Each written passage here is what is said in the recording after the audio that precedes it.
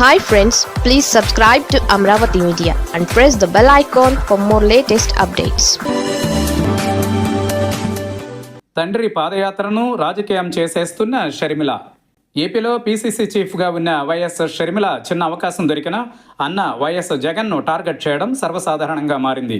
ఇదే క్రమంలో మరోసారి తండ్రి వైఎస్ఆర్ పాదయాత్రకు 23 ఏళ్లు పూర్తయిన సందర్భంగా ఆయన ఫోటోను షేర్ చేస్తూ ట్వీట్ చేసిన షర్మిల ఇందులో అన్న వైఎస్ జగన్ను మరోసారి టార్గెట్ చేశారు. పేదల గుండెల్లో మహనీయుడిగా నిలిచిన వైఎస్ఆర్ తనయుడై ఉండి ఇప్పుడు ఏం చేస్తున్నారని జగన్ను షర్మిల ప్రశ్నించారు.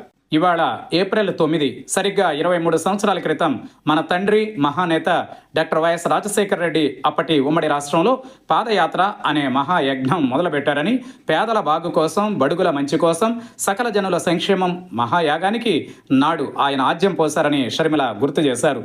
ఆయన ఈ పాదయాత్ర ఒక కాంగ్రెస్ సైనికునిగా, నాయకునిగా, పీసీసీ అధ్యక్షునిగా ప్రారంభించారని, ఆ తర్వాత ఆయన కాంగ్రెస్ ప్రభుత్వాన్ని అధికారంలోకి తీసుకువచ్చి ముఖ్యమంత్రిగా చిరస్థాయిగా ప్రజల గుండెల్లో నిలిచిపోయారని అన్నారు.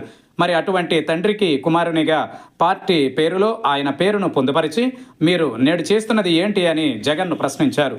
ఆజన్మాంతం పేదలు, దళితులు, మైనారిటీలు, మహిళలు, రైతులు, ఎస్టీలు వీరి కోసం తప్పించి తన పాలనలో వీరి కోసం ఎన్నో పథకాలను రచించిన ఆయన ఎక్కడ నేడు ఫ్యాసిస్ట్ శక్తులకు తలవంచి వాళ్ళ క్యాపిటలిస్టు పోకడలకు దాసోహమైన మీరెక్కడ అంటూ జగన్ను నిలదీశారు.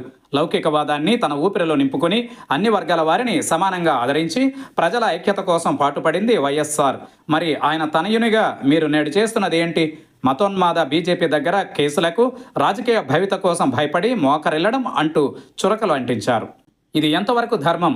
బీజేపీ ప్రతి చర్యలో దళిత, మైనారిటీ వ్యతిరేక పోకడలు ఉన్నాయి.